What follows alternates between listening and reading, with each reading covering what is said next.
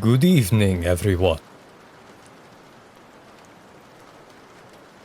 I hope everyone is welcome and ready for a very unique stream today.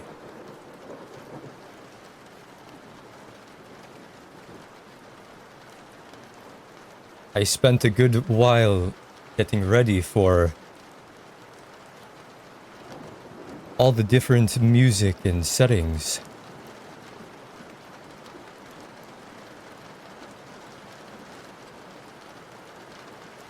I worked late into the night.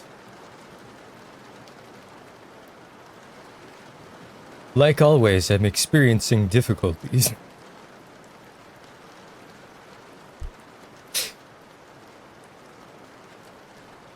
There we go. I hope everyone is ready for...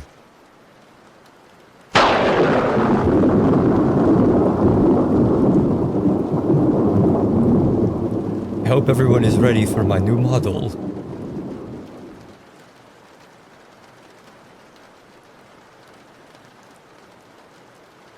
At first, I didn't know what to call it, but now I think the best name I could think of is Count Coffee. Fitting name, yes?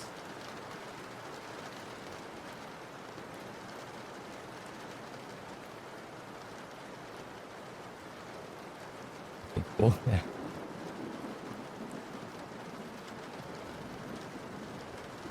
I spent at least 4 to 5 hours working on this model.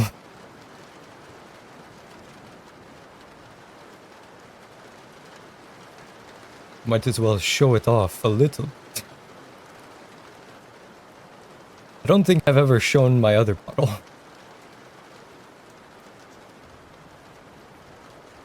Am I able to spin this around? Oh, I can. Hell yeah.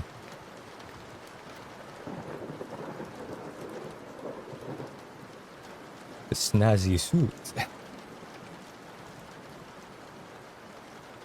There are plenty of monsters and beings that I like, but I decided to go with Dracula because it was one of the easier ones. And also personal favorites for a lot of different movies and media. Also, the voice is a little bit easier to do. A stereotypical Dracula voice.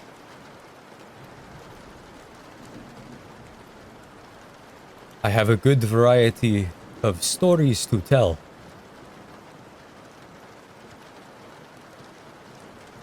I don't know if I'm going to be telling all of them in this voice, but I will try my best.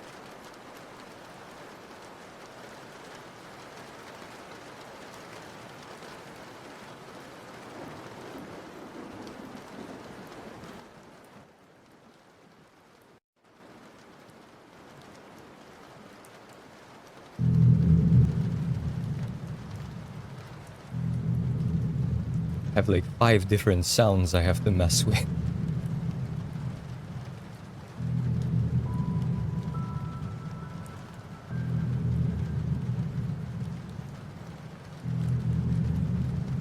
Okay. Seems like everything is ready. After many hours of setting this up and making sure everything runs correctly, at least nothing is breaking completely.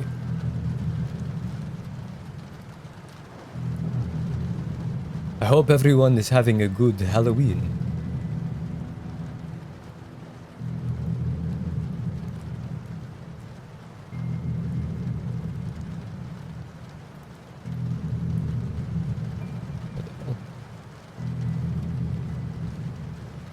Of course, no Halloween would be complete without Florida Man news.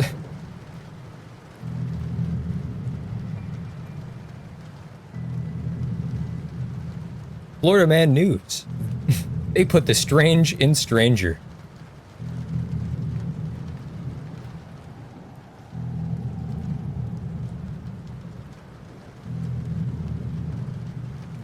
Even the Florida Man is getting into character with what he was doing today, I guess. Florida man dressed as a banana charged for whipping out his banana. He's definitely a menace on this day. I have a feeling he wasn't even drunk either.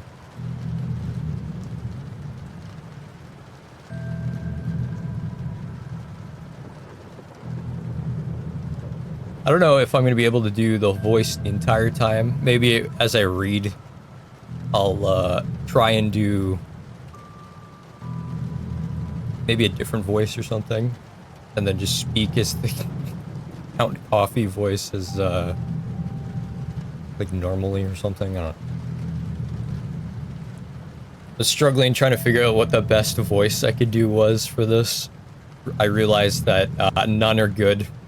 So just go with the regular, very cliched vampire Dracula voice. I have a good variety of stories to tell. My original goal was to play the game Synth wanted me to afterwards, but since Synth isn't joining us, I guess I will save that game for another day. And maybe just have like a short stream, like very short for me, at least. And probably like edit this thing and make sure it's not completely shit.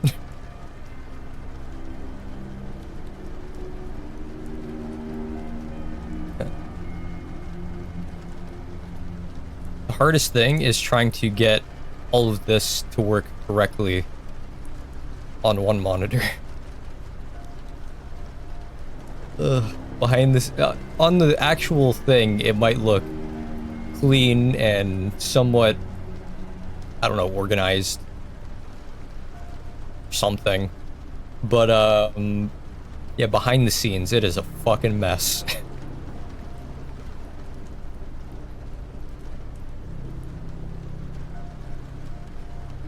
Where's my... Oh. I'm gonna find my stories where I put them.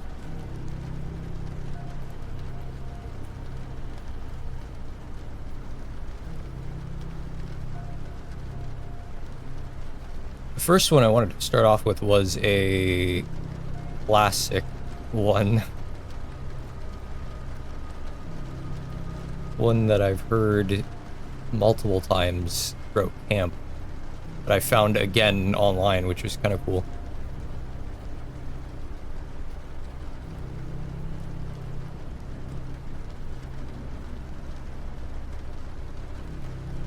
Alright, let me try and amp myself up.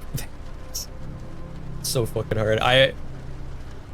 Before Strubig, I was extremely like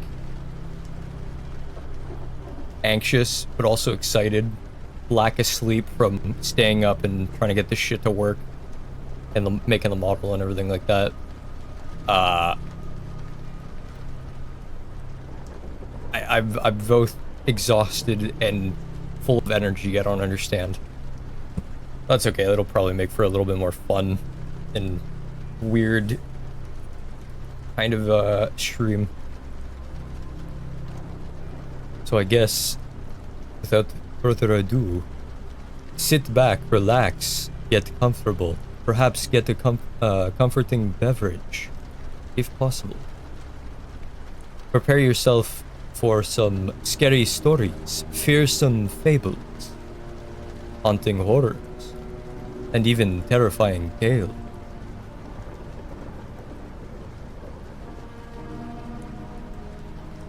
The first tale is one I am very fond of.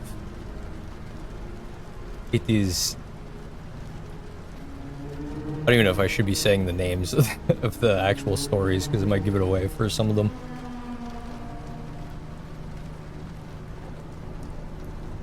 Yeah, probably. Okay. A man just moved into his apartment and heads to the receptionist to get his keys. The receptionist gives him his key with a smile, but warns him, do not disturb the door with no number on his floor. He wondered why he didn't bother to ask. He was too busy with his new apartment to care. After he finished unpacking and he began to get curious. He questioned why the receptionist would warn him of such things. And so he stepped out of his apartment to check the door with no number. He tried the doorknob, but it was locked. So instead, he got onto his knees and peeked through the keyhole. The apartment he was looking into was empty. His eyes scanned the whole place before stopping at the woman, standing facing against the wall.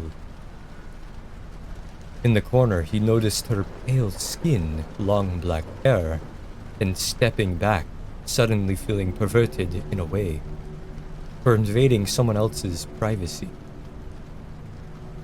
He brushed it off, assuming she was someone that did not want to be disturbed. The next day, he got more curious about the woman and eventually went back, straight away getting onto his knees. He peeked through the keyhole and saw all red. Red! He assumed the pale woman must have caught him peeking. And peeking the last time and covering the keyhole with something red. He left the door alone and instead went down to the receptionist to ask questions. The receptionist sighed and asked, "You looked through the keyhole, didn't you?" He admitted to it, and so she felt obligated to tell him the story. She told him that the couple used to live in that apartment long ago, but the husband went crazy and killed his wife. However, this couple wasn't normal. They had pale skin, black hair, and red eyes.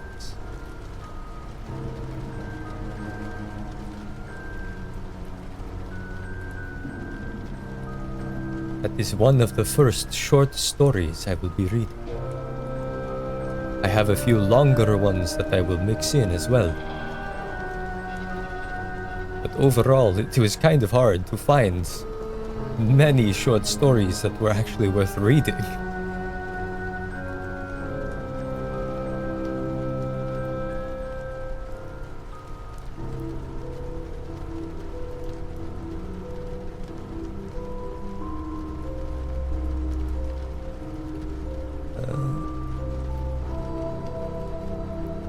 Also trying, having a hard time trying to figure out which ones to like connect to the next one.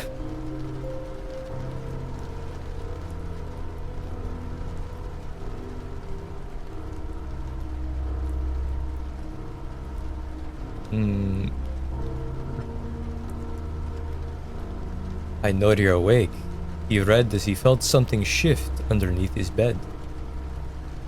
A young boy lay sleeping in his bed when he heard footsteps outside his room.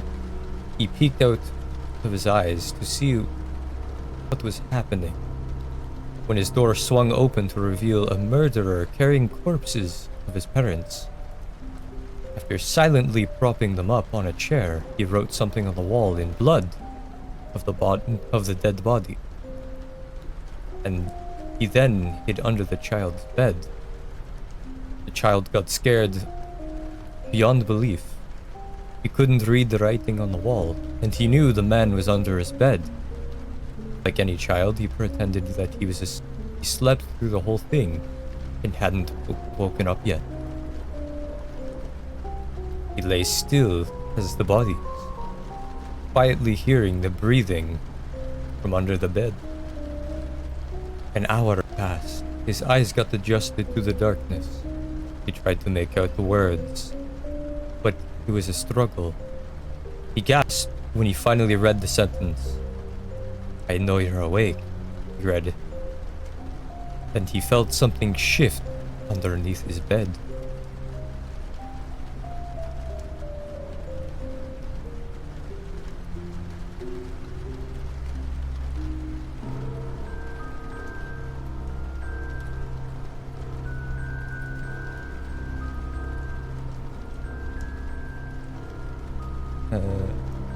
Yes, staying on the topic of a bed. A father went to say goodnight to his 7-year-old son, very well knowing that if he didn't, his son would have trouble sleeping. It was a nightly routine between them. He entered the dimly lit room where his son went under his blankets. With the first glance, the father could tell there was something unusual about his son tonight, but couldn't put his finger on it. He looked the same, but had a grin that drew from ear to ear. "You okay, buddy?" the father asked. The son nodded, still with the grin, before saying, "Daddy, check for monsters under the bed." Father chuckled a bit before getting on his knees, check only to satisfy his son. There, under the bed, pale and afraid, was his son, his real son. He whispered, "Daddy, there is someone on my bed."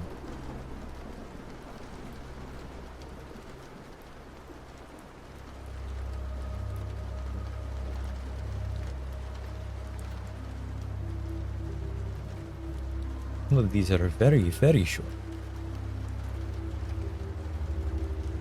Ah, the cabin. A hiker decided to go on a hike by himself, something he was not very used to.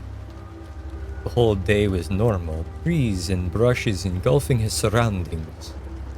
He enjoyed being outdoors in the mountains. Nothing seemed strange to him. That was until he was making his way back to his car. He figured an 8-hour hike was good enough. The sky was already getting dark and needed to get back fast. What was odd and how much he didn't recognize the trail, he began to panic. Night had already taken over, and all he had was his flashlight and no clue on how to get back. He knew it was already too late and too dangerous to keep going through the peerless forest. Welcome to the stream.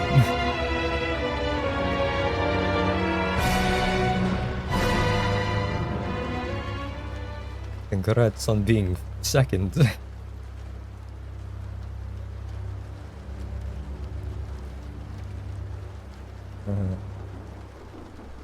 He began to worry that he would have no shelter for the night, when almost luckily enough, he stumbled across a broken down cabin. It was dark, and it seemed like no one had visited in years. But he knew it was the only place he could rest until daylight, especially since his flashlight was running out of battery. He knocked on the door a few times, but no one answered, so he let himself in, where strangely enough, a perfect bed fitted for one person was waiting for him in the center. He knew that if the owner came back, he could explain himself. He was sure that the owner wouldn't mind, or even probably die, so he went ahead and got himself comfortable in the bed. As he tried to sleep, he couldn't ignore the collection of paintings around the room. Portraits of strange-looking people all peering at him, each wearing a smile that sent chills up his spine. Not too long after his exhaustion from the hike, it got the best of him, and he was able to ignore the faces. The next morning, he got up early and was shocked to see that there were no paintings around the room, but the windows.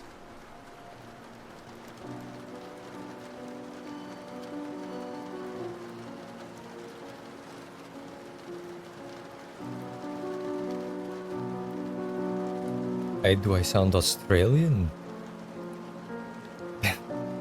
I didn't know Australians were all counts as well.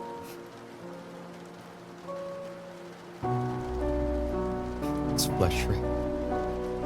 Yes, bad pronunciation.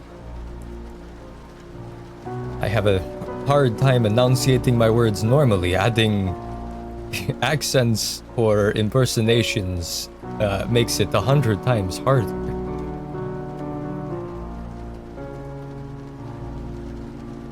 I also have to remember to drink. Just like the Magium stream, I have a ton of water and coffee next to me. Coffee for the flavor, water to actually keep my throat from drying out. Because God, I remember those fucking streams. Yippee.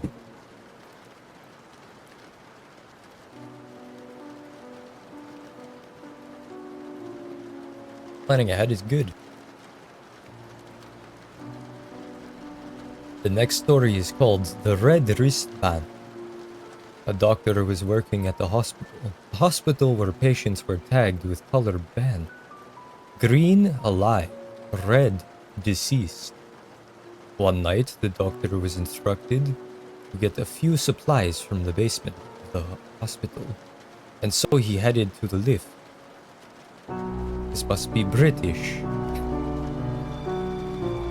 The lift doors were opened, and there was a patient inside, minding her own business. Patients were allowed to roam the hospital to stretch, especially those who've stayed long. The rule was to be back in the rooms before 10. The doctor smiled at the patient before pressing the number for the basement. He found it unusual that the woman didn't have a button already pressed. He wondered if she was heading to the basement too. The lift finally reached the floor where the doors opened. In the distance, a man was limping towards the elevator, and in a panic, the door slammed. The elevator button to close. It finally did, and the lift began to ascend back up, the doctor's heart pounding. Why did you do that? He was trying to use the lift, the woman stated, annoyed. Did you see his wrist? The doctor said. It was red. He died last night. I would know because I did his surgery. The woman lifted her wrist and he saw red. She smiled. Like this one? Some of these aren't even that scary.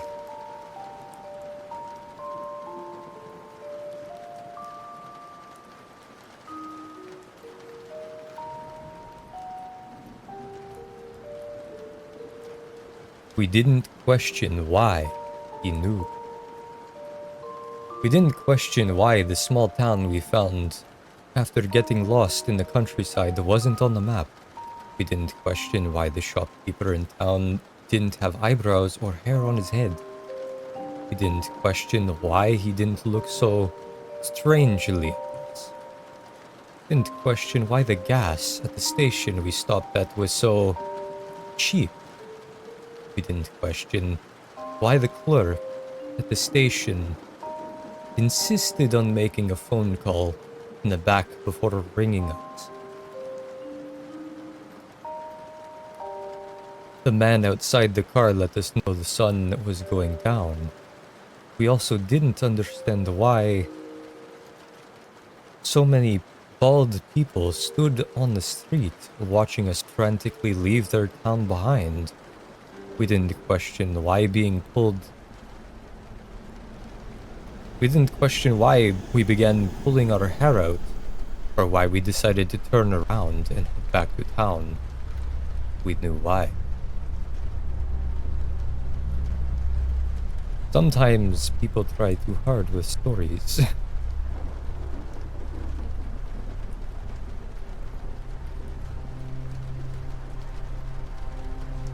I should have proofread some of these, but reading over 50 short stories would drive me fucking nuts. I also didn't have that much time beforehand. I did proofread some of them.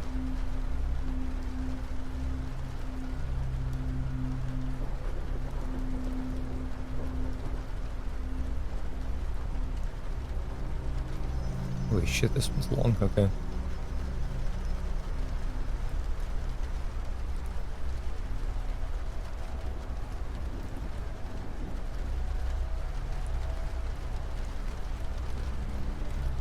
Keith was 12 the first time the old man in the well spoke to him.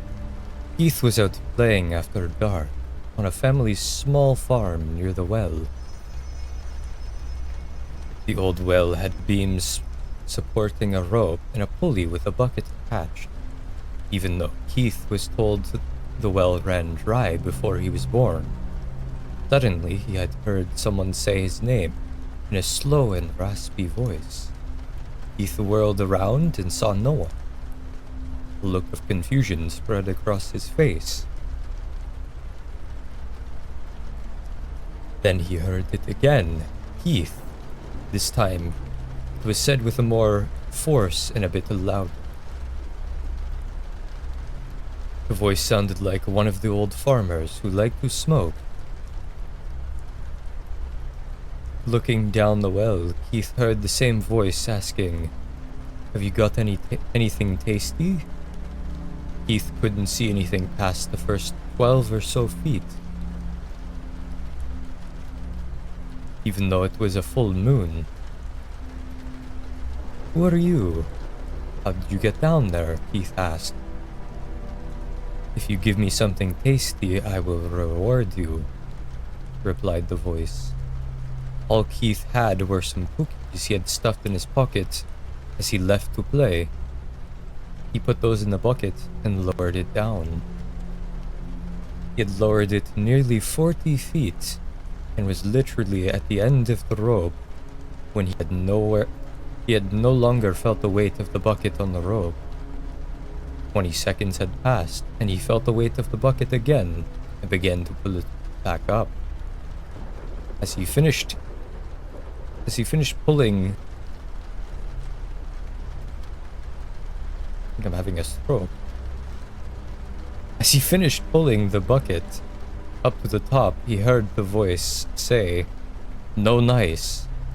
Keith saw a reflection in the bucket and saw a rectangular piece of silver metal, about the size of an army dog tag. It was completely flat and smooth. "Want fresh," the voice said. Even though Keith tried to talk to the old man again, there was no response. Keith made up a story about where he found the metal and took it to his father, who took it into the town and confirmed it was an ounce of pure silver. After that, Keith kept it safe and a secret. It took a while to discover that the old man was only there at nights of full moons. Keith quickly learned that the only thing he would put in his well would be rewarded, but only once for each item and once every full moon.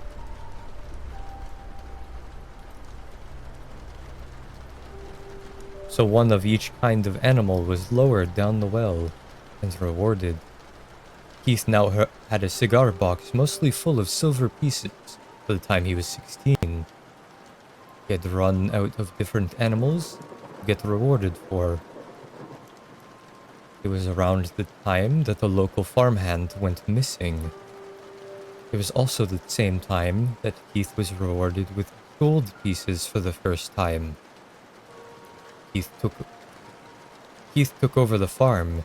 Temp work seemed to vanish every now and then without explanation from the farm. The old man had finally found something tasty enough to always reward.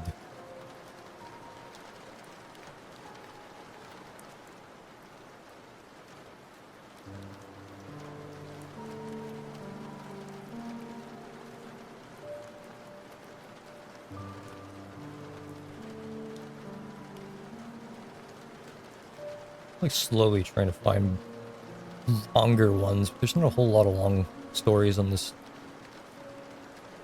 website. I was trying to look at Reddit for most of these too, but a lot of Reddit stories are straight up like dismemberment and like murder stories, or people trying too hard to make a scary story and it's just shit.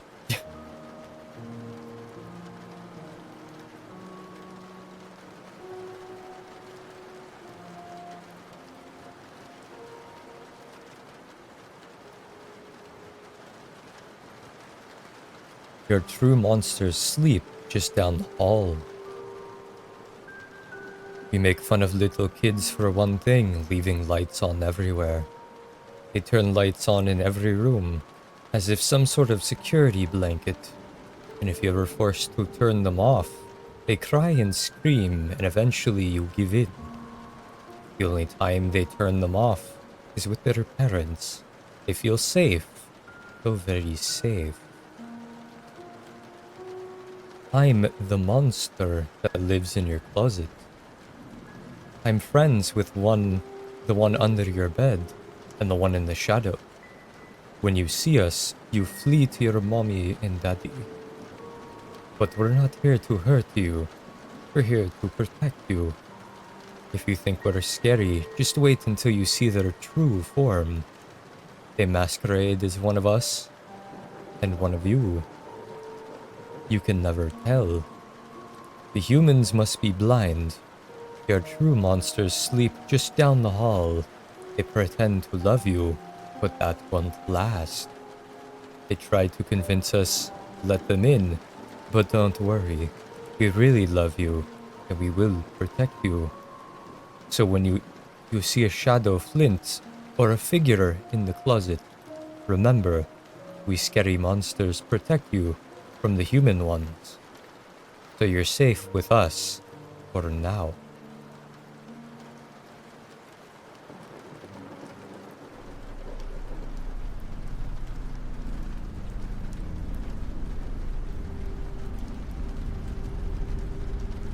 That's just dark as like kind of fucked up message.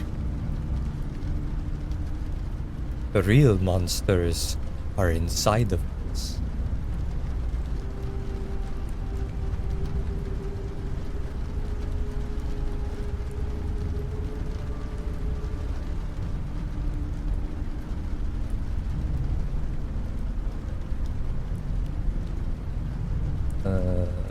Yes, this.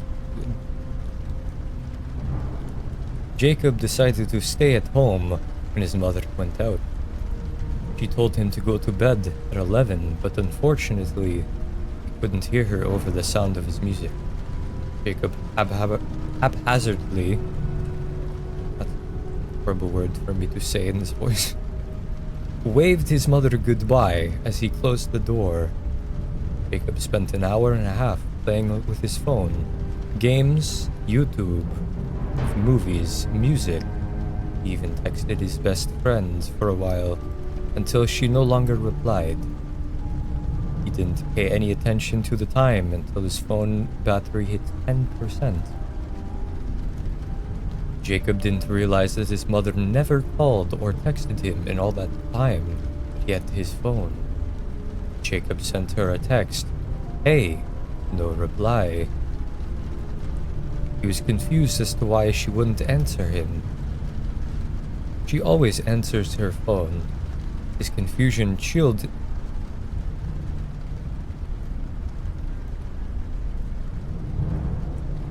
Okay, with the way they spelt this, they literally like made an amalgamation of like 4 different words combined into one.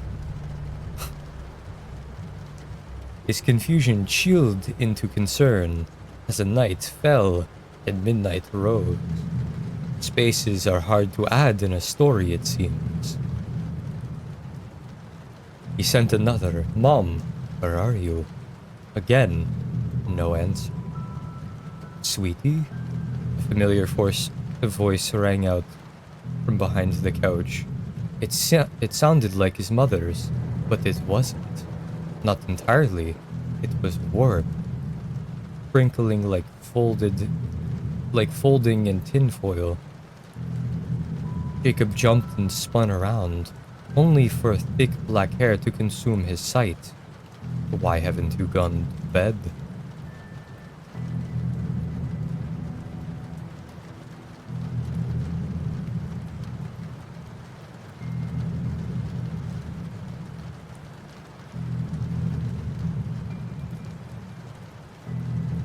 I'm actually finding slightly longer stories now. Hopefully they're actually scary. I don't know if I'm just desensitized to most of this, or these are actually scary. Or at least like bone chilling.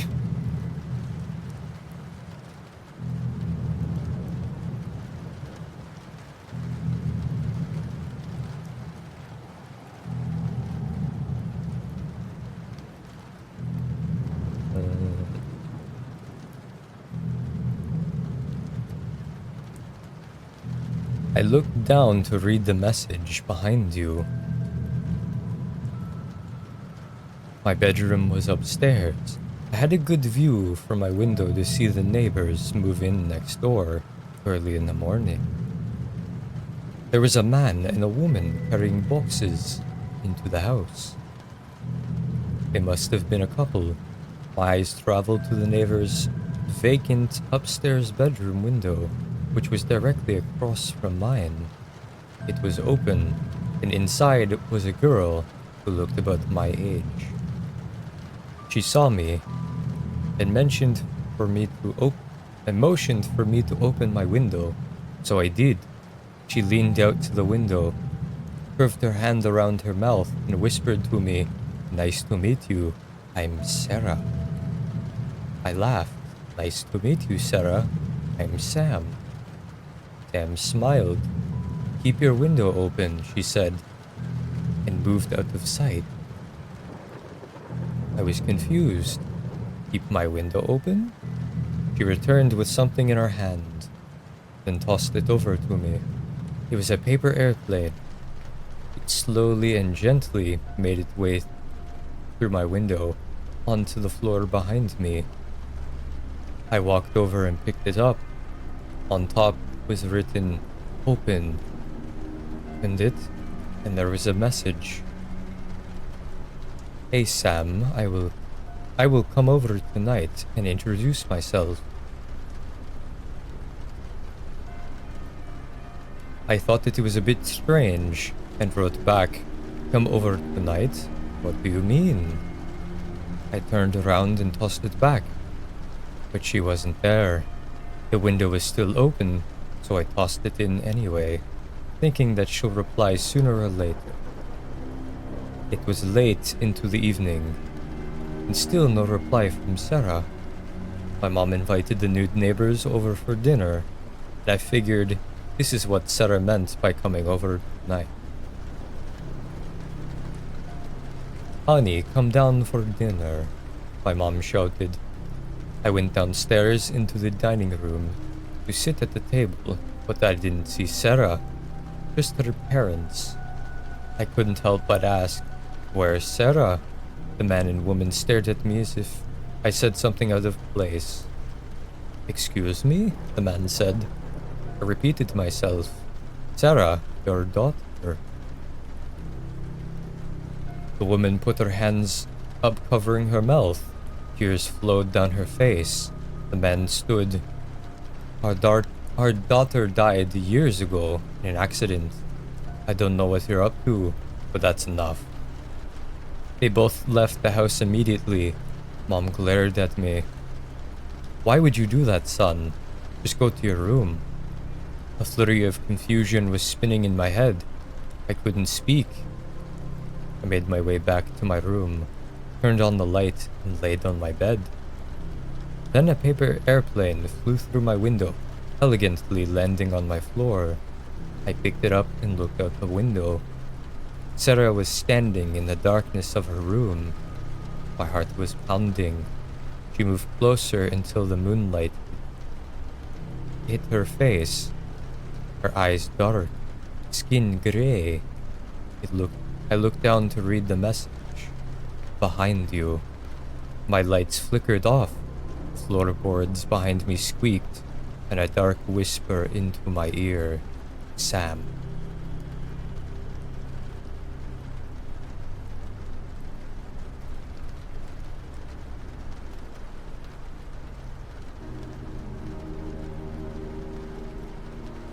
I don't know if there's something wrong with me, but I can predict most of the stories.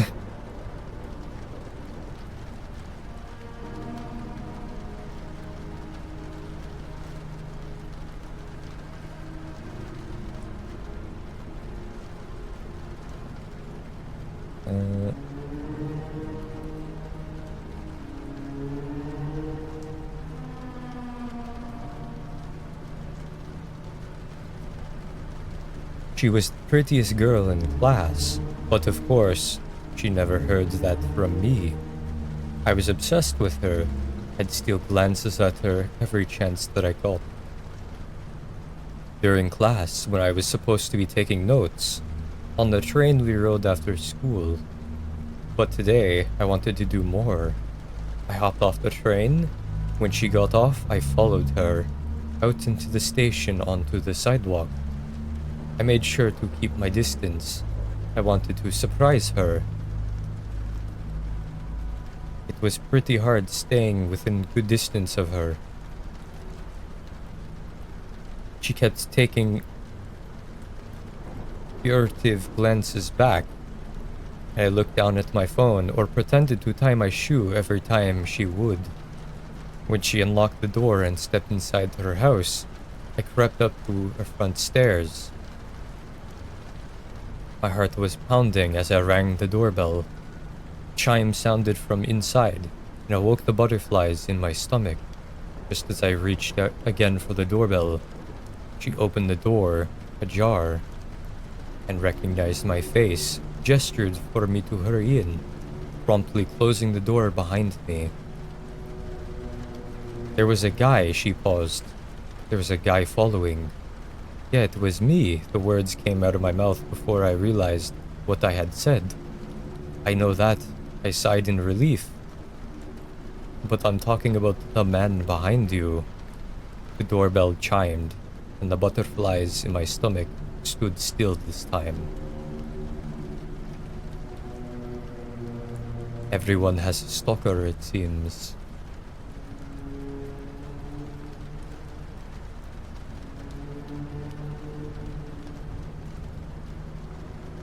If it was in Florida, there would have been an alligator who went through the window. They know exactly how to get your attention.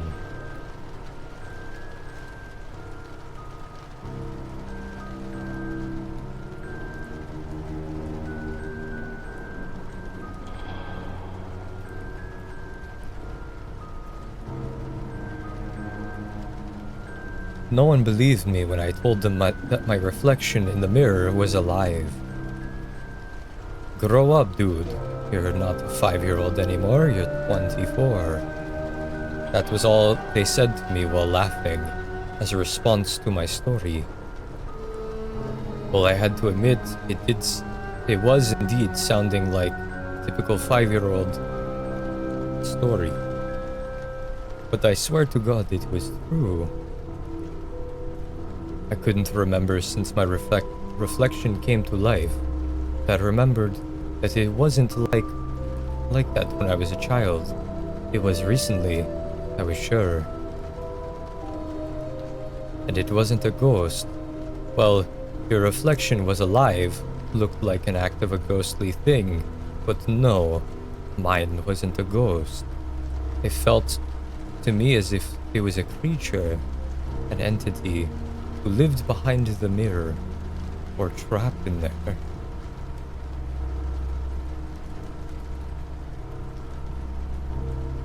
I couldn't tell why or how. What I could tell was my reflection was constantly trying to grab me, as if it was going to pull me inside the mirror while jumping out. Nope, that's not going to happen ever. Ever since I realized that my reflection... Really hope people don't bother me today. Ever since I realized that my reflection was alive and constantly trying to grab me inside the mirror, I always did my best to keep my distance from my reflective surfaces.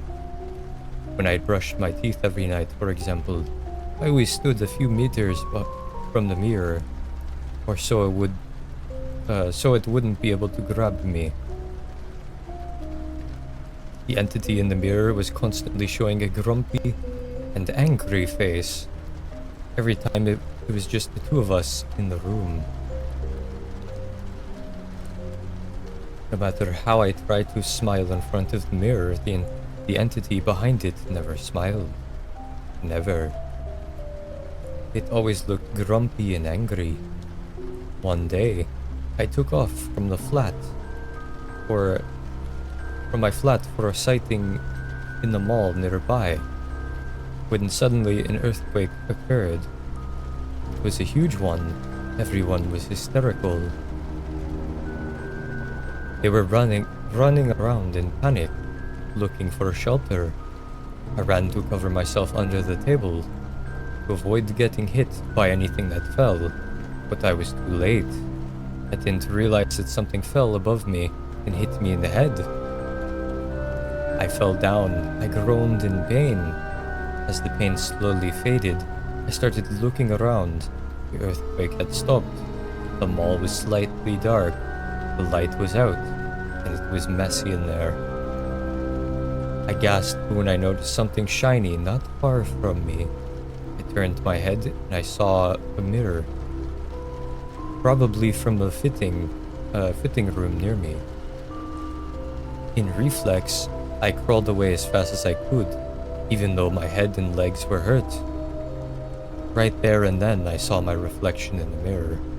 For the first time in forever, I saw the entity behind the mirror smiling at me, a devilish smile. A sense of horror grasped me as I saw the entity waving at me from behind the mirror, as if it was saying goodbye for good.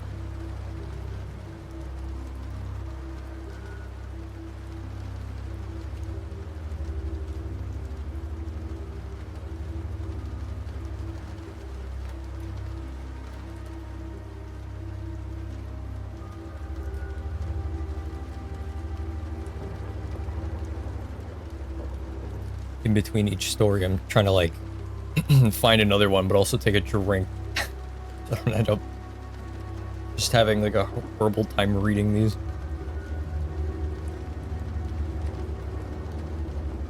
Oh man.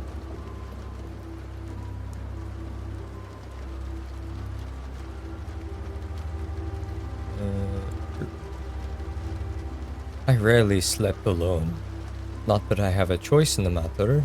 The night always starts, and for that matter always ends the same. Knock back a few sleeping pills, take off my socks, and let myself get drowsy. Couldn't tell you why I even take them still. The pills, that is. I'm a creature of habit, you could say. Then again, so is she. I guess you could also say we're inseparable. Not that I planned it that way. That's just how it is now. Every night I wait for every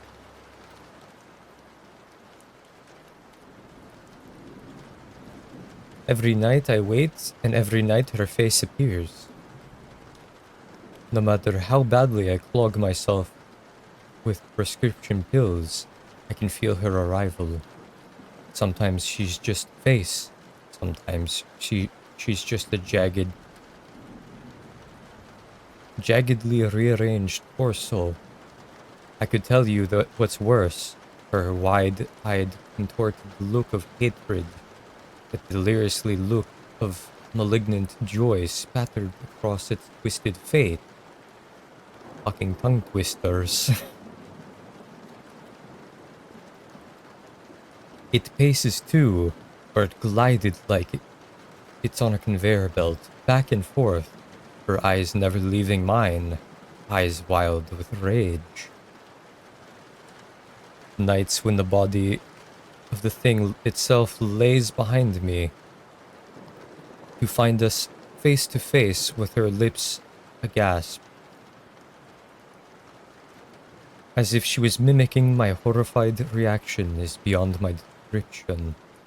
My whole body became liquefied with fear, and I bolted upright to escape, but never made it past my bedroom door, my legs failing me, and I'm suddenly a heap by my dresser drawer. That's when she kneels, purses her lips, and utters only words I've ever heard her say since that night. You shouldn't have killed me.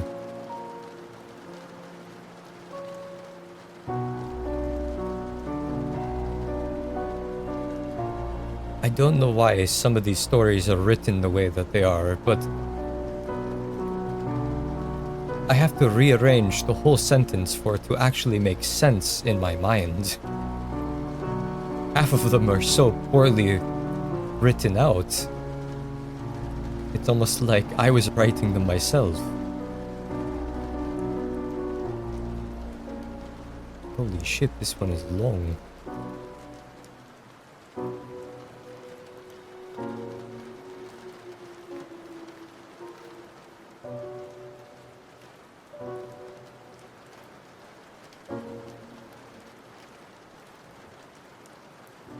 For as long as I can remember, the house at the end of the street held some sort of mystery, uninhabited for years. The local kids and parents all knew about its previous occupants and what happened. A young couple moved into the place around 2004. The young wife was upstairs one day when her husband rang the doorbell for some assistance carrying some boxes inside the front door. His wife said, "Coming," but then proceeded to take a tumble down the staircase and broke her neck upon hitting the front door, which was at the base of the stairs, dying instantly. The noise alarmed the husband, who dropped the boxes, and the rest is history. The husband was heartbroken and never spent another night there, leaving some things behind inside the house. As with all juicy tales, there were follow-up stories, and this is where things got weird. Apparently one day a UPS worker walked up the stairs, mistaking it for the house next door, ringing the doorbell, delivered the package, and heard someone say, "Coming," and then a moment later hit the door hard. It was the ghost of tumbling down the stairs. It was late in the afternoon, no lights were on, and it was dead silent. This alarmed the man, but after asking, "Is anyone there?" a few times, he realized he was at the wrong address and made the correction. He told the neighbor, the real recipient of the package, about what had happened and was genuinely shocked when he learned that nobody actually lived there anymore. The neighbor said his pallor went from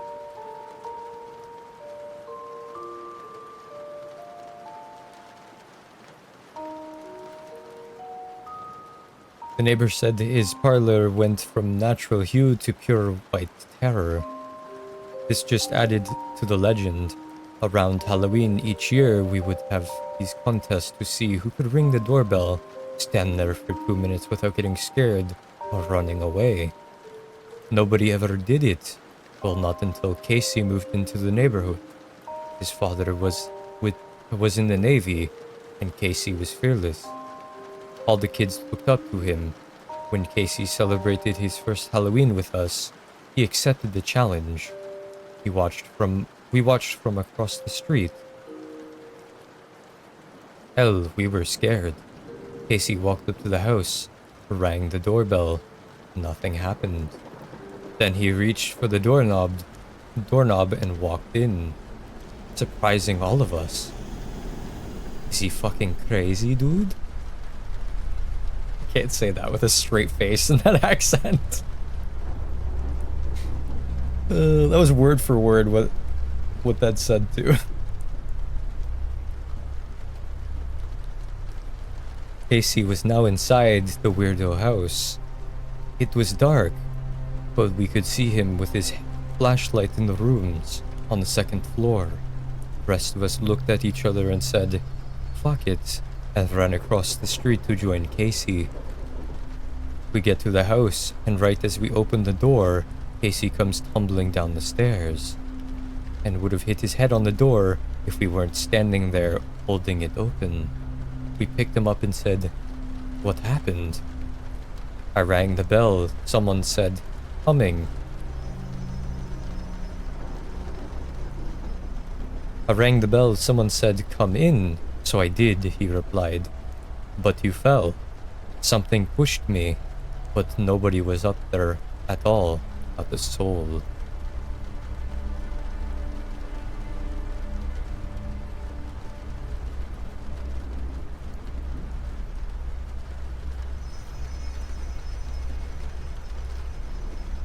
I think if you were writing them yourself, it'd actually be scary.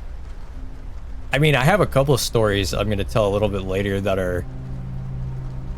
By a couple, I mean as many as I can remember. I have a couple things that were either told to me during my camp, because there was a lot of campfire horror stories that were told when I was there for the 3 years that I went. And, I guess a story that I kind of remember when I was a kid, but also, it's more of like a creepy thing for me, I guess. More of a weird experience or creepy experience.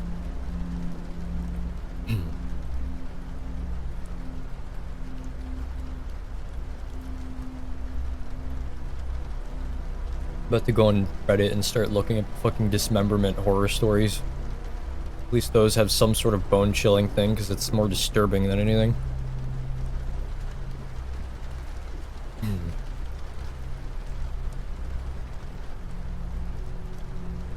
After several giddy minutes spent making silly faces with my son, I sighed and held him close and smiled. I looked at our reflections in the mirror, in awe of perfect little cherub I was blessed with.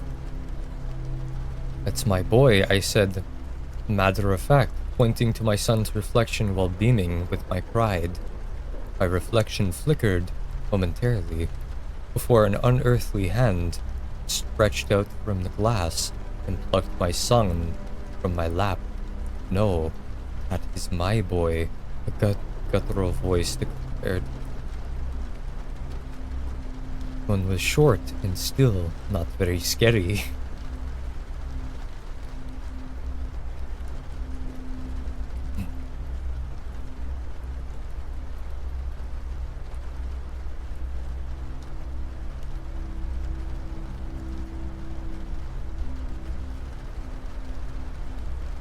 I hate it when my brother Charlie has to go away. My parents constantly try to explain to me how sick he is. I am lucky to have a brain where all the chemicals flow properly to their destinations, like undammed rivers. When I complain about how bored I am without a little brother to play with, they try to make me feel bad by pointing out that his boredom likely far surpasses mine, considering his confinement to a dark room in an institution. I always beg for them to give him one last chance. Of course they did at first. Charlie has been back home several times, each shorter in duration than the last. Every time without fail, it all starts again. The neighborhood cats. The neighborhood cats with gouged out eyes showing up in his toy chest. My dad's razors found to drop on the baby slide in the park across the street. Mom's vitamins replaced by bits of dishwasher tablets. My parents are hesitant now, using last chances sparingly. They say his disorder makes him charming, makes it easier for him to fake normalcy and to trick the doctors who care for him into thinking that he is ready for rehabilitation. That I will have to put up with my boredom. If it means staying safe from him, I hate it when Charlie has to go away. It makes me have to pretend to be good until he is back.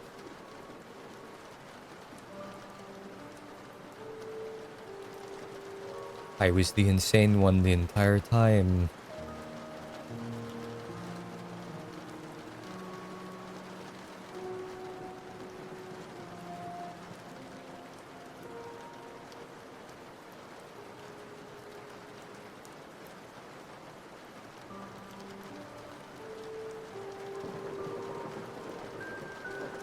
He awoke to the huge insect-like creatures looming over his bed and screamed his lungs out.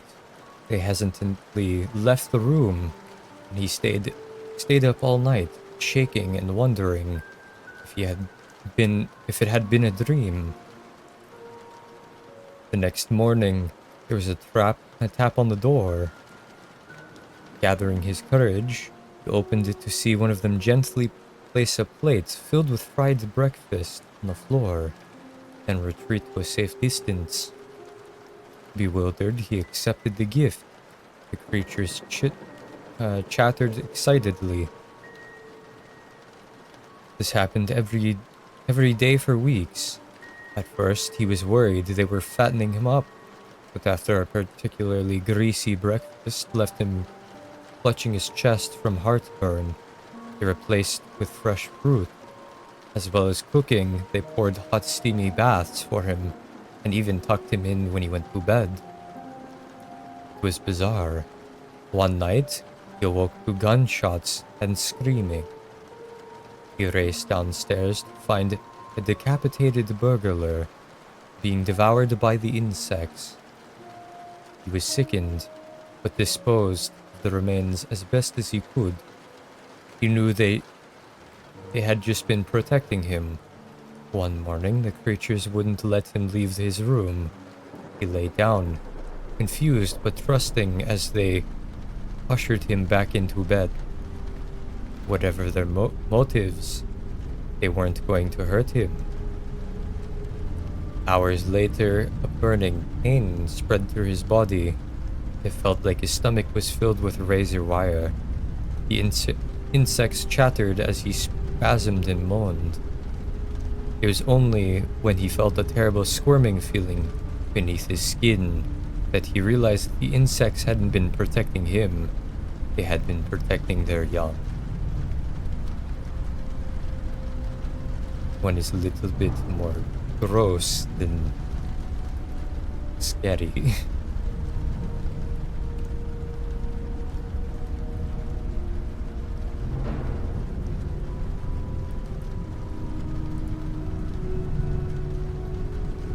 I might as well tell the ones more scary or disturbing story that I can remember from my camp.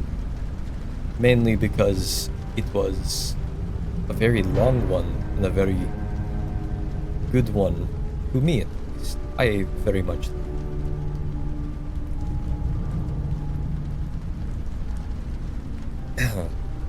One day, 3 brothers decided to run away from home because they were in a very abusive household.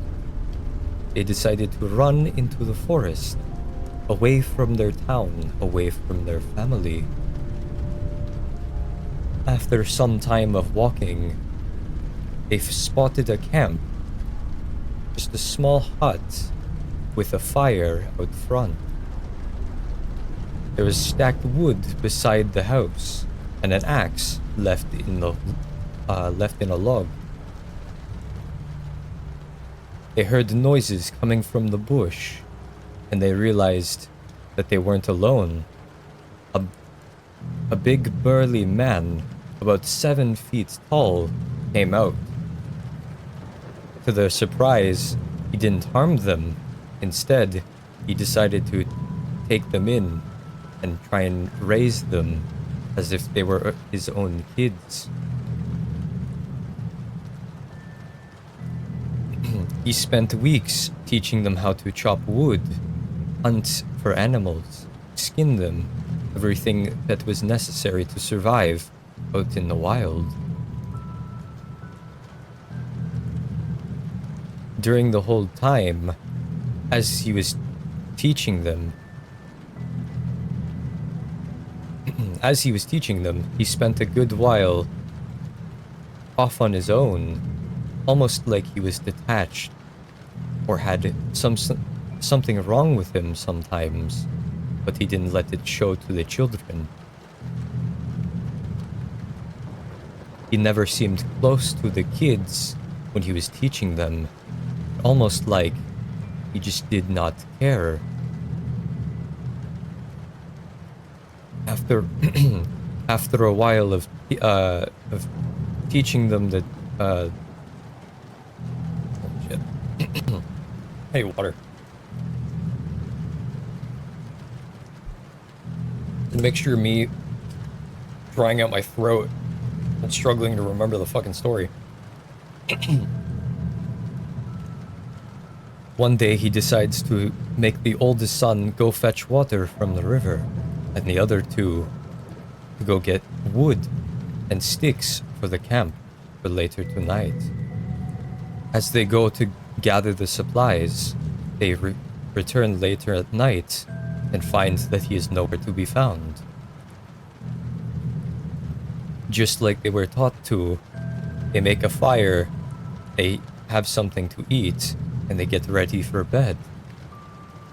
It was night, and he still did not return.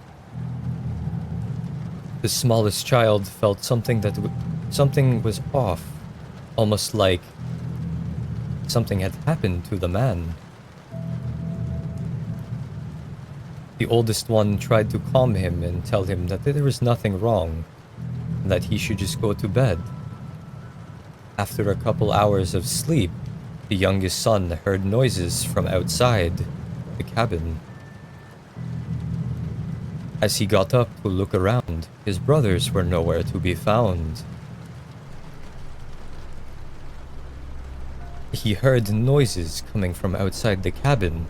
Scared, he decided to creep over to the door and open it very slowly to see outside. There he saw the man that had raised them skinning his brothers. He had killed them in the middle of the night, almost like he was some sort of animal.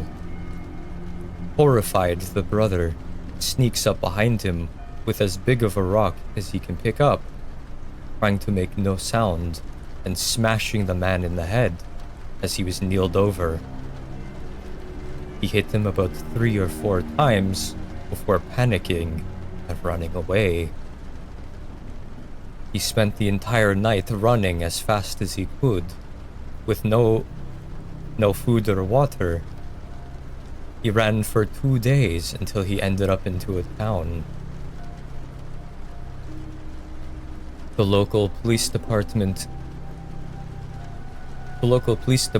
took him in and tried to question him on what happened. After being fed and having time to rest, he went back almost 3 days later. When he got to the camp where his brothers were killed and he hit the man, he realized the man was nowhere to be found, but his brothers were still laying there.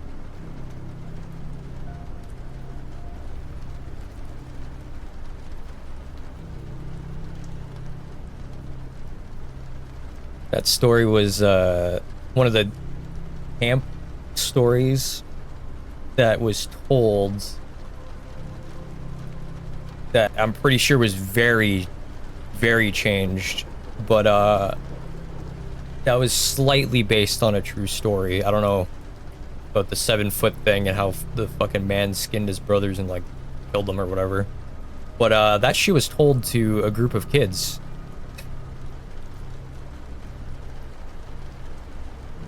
Also, the youngest son, or like the youngest kid, was one of the people that owned the camp, which is why it was told so often. It's mainly to scare the kids to not go off into the forest.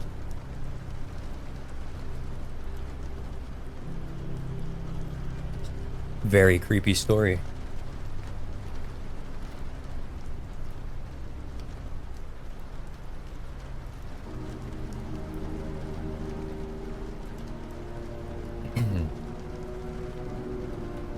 Everyone loves the first day of school, right?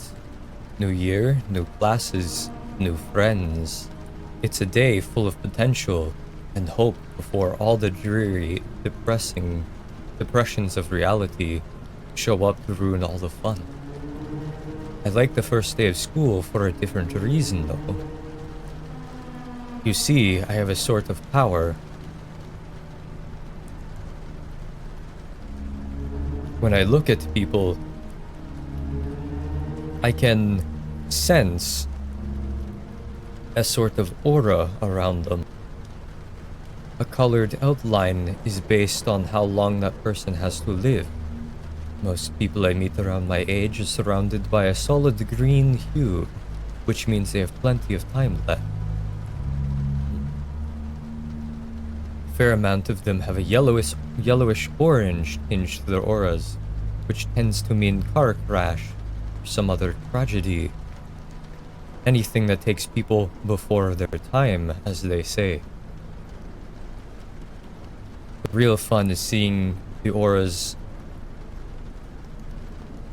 Real fun is when seeing the auras venture into red end of the spectrum, though. Now and again, I'll see someone who's walking spotlight. Those are the ones who get murdered or kill themselves. It's such a rush to see them and to know their time is numbered. That's a little bit of a weirdo.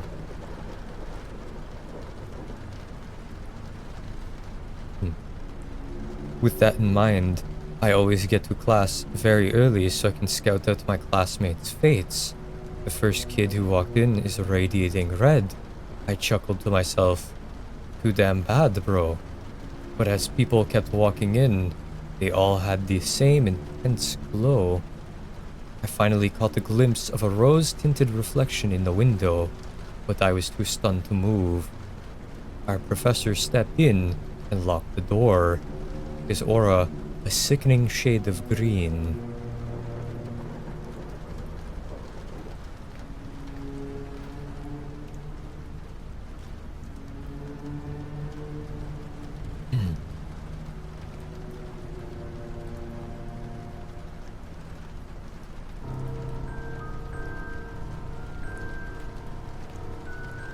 Some of these stories are very, very short.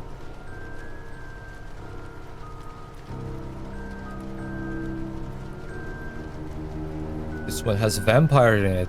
Sure. I am not biased towards vampires at all. Have you ever walked into a room and found a vampire? No. Not the sexy kind, but a foul creature with bony limbs and ashen skin. Kind that snarls at you as you enter like a beast about to pounce. The kind that roots you in the spot with its sunken hypnotic eyes, rendering you unable to flee as you watch the hideous thing uncoil from the shadows. As your heart started to race through your legs, though your legs refused to work.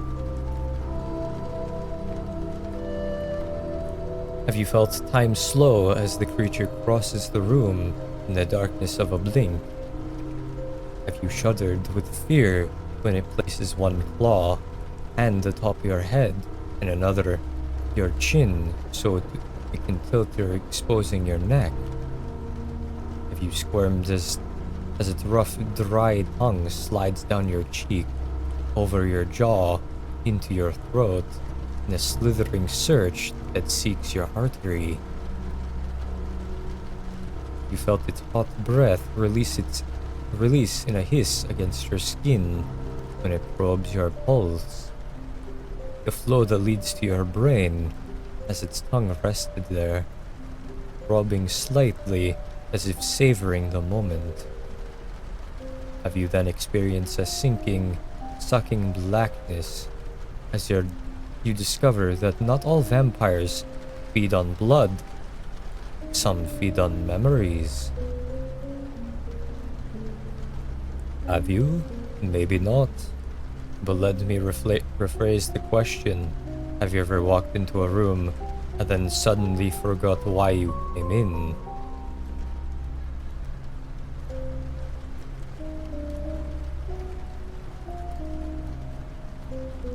is one of the weird vampires.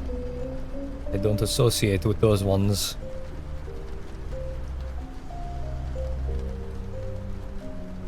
I am not a normal vampire myself. All I drink is coffee.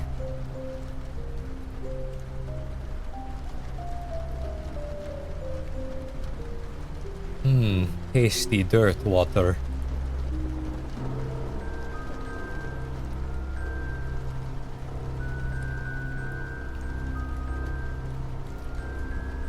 People started falling from the sky, but by the close of the decade, they were never clothed, always naked, always as petrifying grins on their face. It had been a few at first, but then hundreds and thousands would fall at a time, destroying cars, homes, and blocking highways. Strange discoveries were made upon research. They were human, but lacked any blood, intestines, or even a heart. No one could explain the hideous grins they had, or even where they came from. It was a woman in Costa Rica who made the latest and most disturbing discovery. She recognized one of the fallen bodies as a long-dead relative, one who died back when she was a teenager. Then more and more identifications were made. Soon people were picking out their long-dead loved ones amongst the video feeds, cadaver piles, and crematoriums.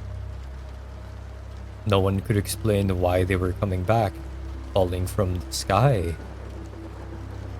Even more distressing, after disposing of the bodies, it wouldn't be long until the same body came plummeting from the sky again. You could not get rid of them, no matter what. People were getting killed by a higher volume of falling bodies, and soon after burial, they too began to fall. My mother was killed when a body landed on her car, crushing her.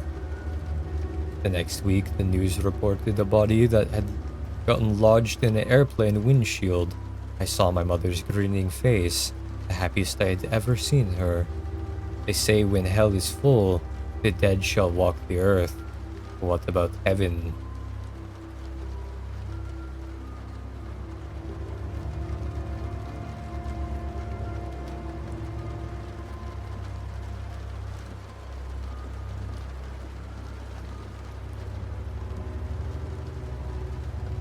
I think the images they get for these are more creepy than the actual stories themselves. I fucking hate dolls. Holy shit, comes along.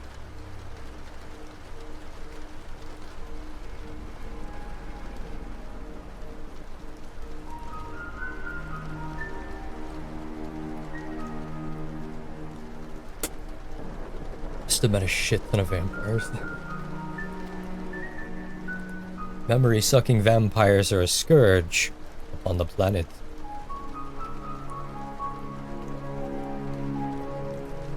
Definitely the more cockroach type of vampire.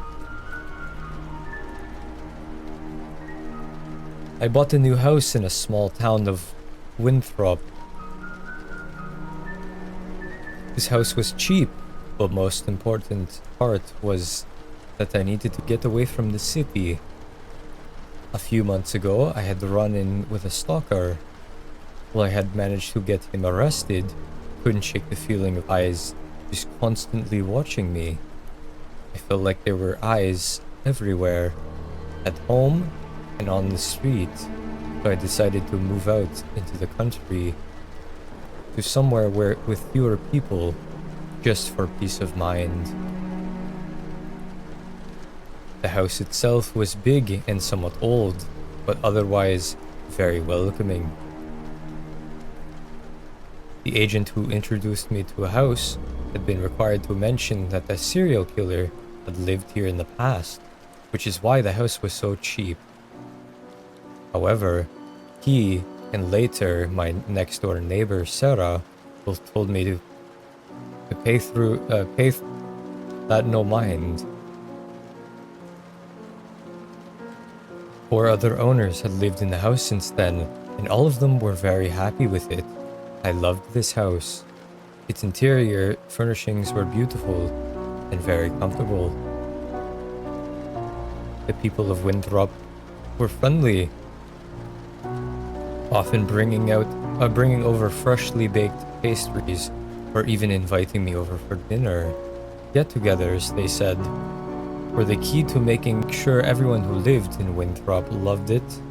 Who lived in Winthrop loved it there.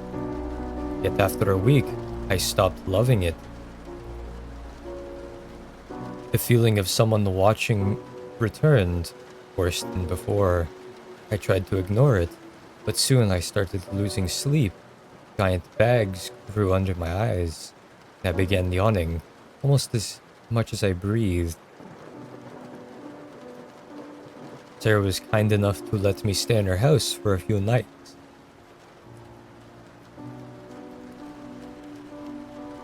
It was during this time that I heard the legend of Horace Carter, the serial killer who had lived in my house before.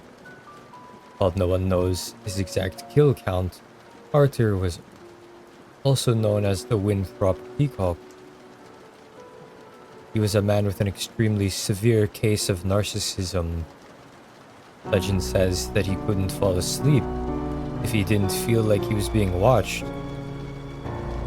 He was finally arrested for putting up a scarecrow to watch him during the night. Only it wasn't a scarecrow. Carter had murdered a 17-year-old girl just so her corpse would stare at him. The story gave me shivers, and after I went home, I felt like there were hundreds of pairs of eyes just watching me no matter how I turned. Today, however, was the first day that I acted out. I was cooking breakfast, and I felt eyes. Instinctively, out of fear, I threw my kitchen knife, which lodged itself in the wall. As I pulled it out, I found myself staring at the pair of eyes, pickling in formaldehyde.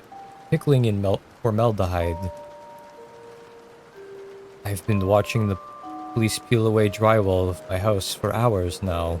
So far, they've found 142 pairs of eyes in little glass jars. The scariest thing is everyone was staring at me.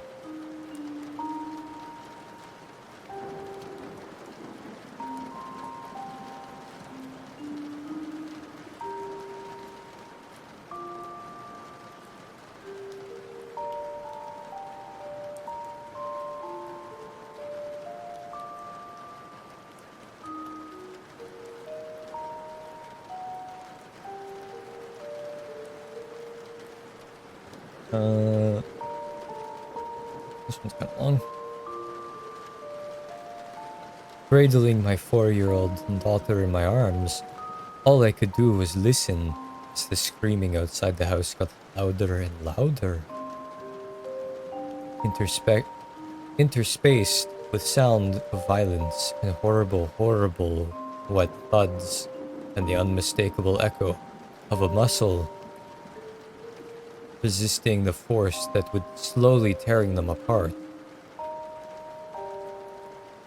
It started just 3 days ago, something happening out there, out in the world, and before we even get news of what's going on, seemingly half the world is gone. Police and military were unable to stop it, providing such a short frame of resistance, it's hard to know whether it was real or just a fluke. There was no centralized target, no way to use our most powerful weapons, not without incinerating ourselves in the process. They poured forth across the world, from wherever it was that it started. I hear banging on the door downstairs, and the screams of people being slaughtered. unable to mount the proper resistance against such a force. It doesn't take long before the pounding gives way. Splintering and shattering wood sounds can be heard from outside. They're in the house. No more than a moment or two passes before the door of the bedroom starts shuddering. The things I piled against it are holding for now, but I don't know, realistically, that they're going to manage to come through. I keep rocking my little girl, humming a lullaby in her ear to calm her as she cries. Pounding grows in force and volume, and the frame starts to crack. I put my little girl on my lap, her back against my chest, and I stroke her head with both my hands from atop her scalp. Down across her ears, just as I've done ever since she was a baby. Just the way she loves it. This effect is instantaneous. Her desperate cries calms to a series of sobs and hiccups. Her small body shuddering against mine in fear. I keep humming to her, soothing her hair. Acting for all the world as if nothing is out of place, not a single thing amiss.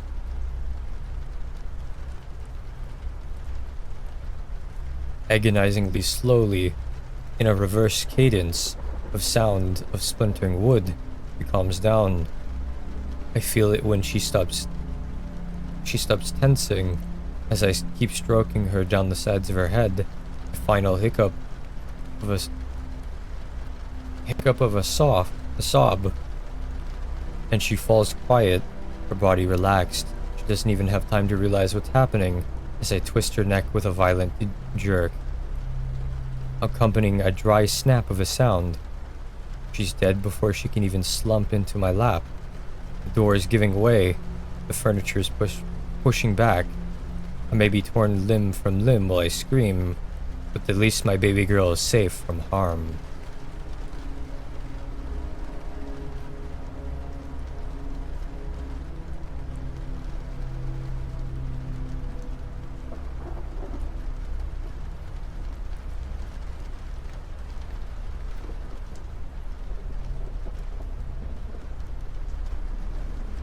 Yeah, some of these are not very good.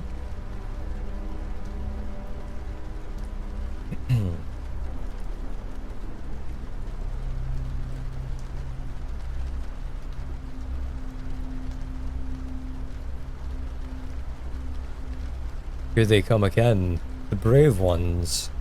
Another Halloween night, the kids are back, here to prove their fearlessness. The old house's floorboards creak beneath their sneakers. Only half an hour until midnight, so I have to work fast. I start with the flashlight, blowing lightly against it so that it flickers, but this inspires little more than a nervous giggle. 15 minutes until midnight, time to take things up a notch. I hover over the ceiling and wheel my body into the flesh. My every nerve is on fire, but they've given me no choice. I force drops of blood to trickle out my nose, but the boys below don't notice. I knock against the ceiling, but they won't even look up. I thought this place was supposed to be haunted, says the leader. What a joke.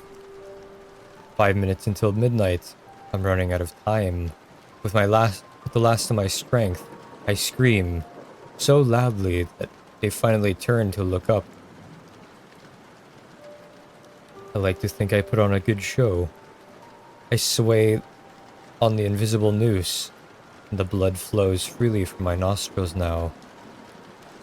A couple of drops hit a skinny one with a crew cut.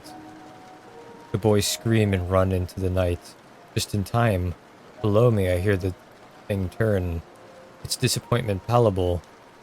But for now, it sleeps. One day I will fail. The boys will be too brave, and I won't scare them out in time. One day they will One day they will wake it.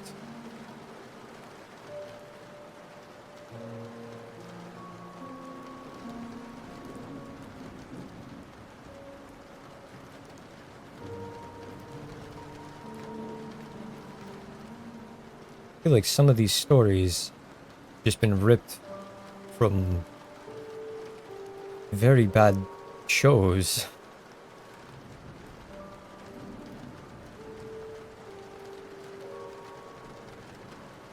Seems like the further down the list I go, the worse the stories become.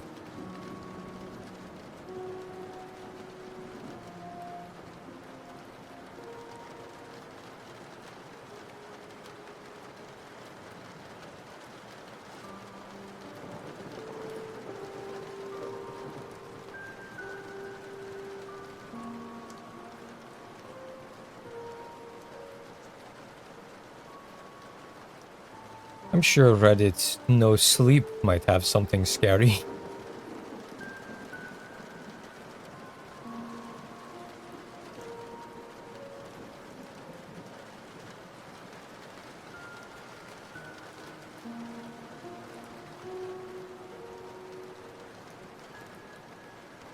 It started with an innocent enough warning from an old man next door. He was a reclusive figure, always dressed in faded flannel and worn out boots with gray stubble that covered most of his face, like a second layer of skin. Nobody in the neighborhood ever spoke to him much, but when he saw me locking my door one evening, he shuffled over with a strange urgency in his eyes. You live alone now, don't ya? His voice was raspy, like he hadn't spoken to another human in days. Yeah, I replied, a bit uneasy but polite. Why? He leaned in close with his breath hot and with a scent of whiskey. You better count your windows twice every night before bed, he said, his eyes narrowing. Make sure they're all closed, all locked. If you don't, well, let's just say it ain't good. I chuckled awkwardly, unsure if he was joking or just drunk. Sure, I'll do that. The old man's expression didn't change. I'm serious, kid. Count them twice. Twice, or they'll come in.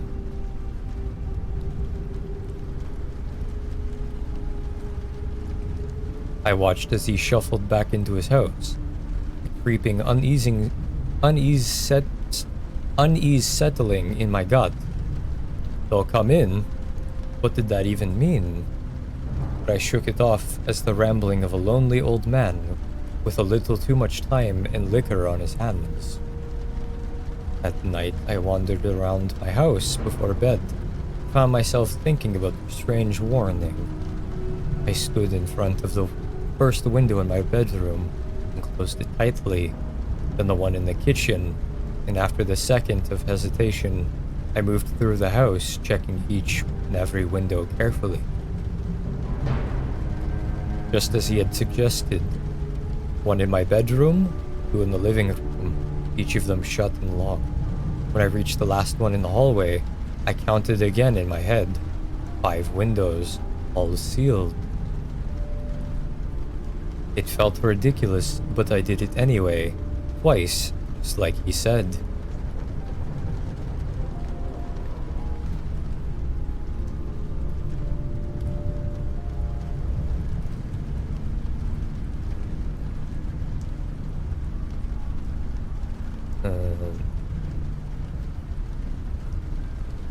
Why is it cut off in a weird way? Nothing happened that night, of course, but over the next few days, I couldn't shake the feeling that something was off. I noticed subtle things, a draft even though the windows were closed, strange sounds late at night, and most unsettling, a growing sense of being watched. The next week, I came home late from work, exhausted, and forgot the old man's warning. I went straight to bed, my body too heavy with fatigue to bother checking the windows. I didn't even think about it until the middle of the night. Then I woke up to a soft tapping sound. At first I thought it was rain, but the night was dry. Tapping grew louder, more intense. My heart began to race as I sat up in bed, listening. It was coming from the hallway window, the last one I always checked. I hesitated, fear gripping me, but curiosity pulled me out of bed. As I approached the hallway, tapping stopped abruptly, leaving behind an eerie silence. My pulse pounding in my ears. The window was closed. Of course it was. As I reached for the lock, I saw it. A handprint on the glass. Not mine. Something else. Something that shouldn't be there.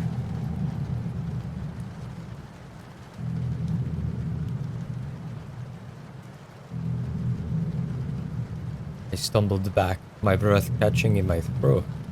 The handprint was too large, too distorted. It pressed against the glass from the outside, as though something had been watching me. Frantic, I ran through the house, checking every window, counting them twice, just like the old man warned. The windows were all closed, all locked. Yet the feeling that something was wrong persisted stronger than ever. The next night I made sure to check the windows before bed, counting each one meticulously. 5 windows, twice, and I slept. Tapping came again, this time louder, faster. It wasn't just one window either, all of them. Frantic, rhythmic tapping from every window surrounding me. I leapt out of bed, my body trembling with fear. The windows, they were all shut, yet tapping wouldn't stop.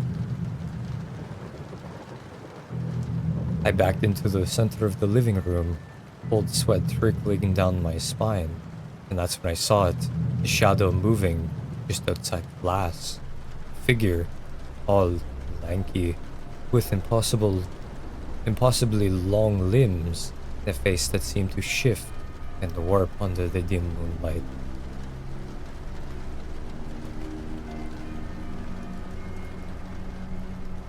He pressed against the window, its grotesque face turning slowly towards me.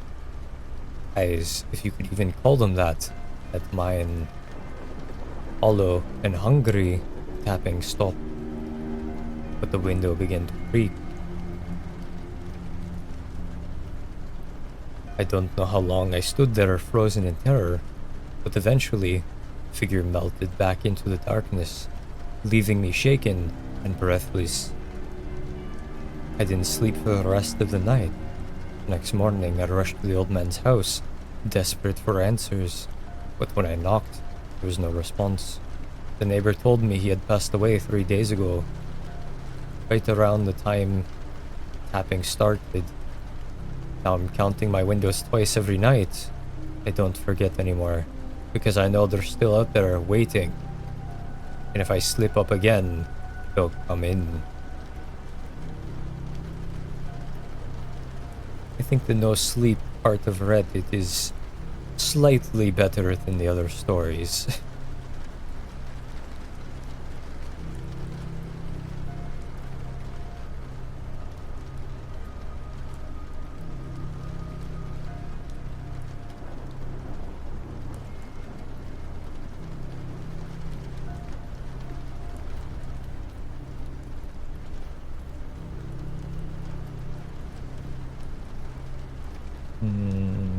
Sure. How long is this one? This fucking long, Jesus. It was a problem trying to find long stories on the other thing. Now I have a problem on the fucking subreddit trying to find a short story to read.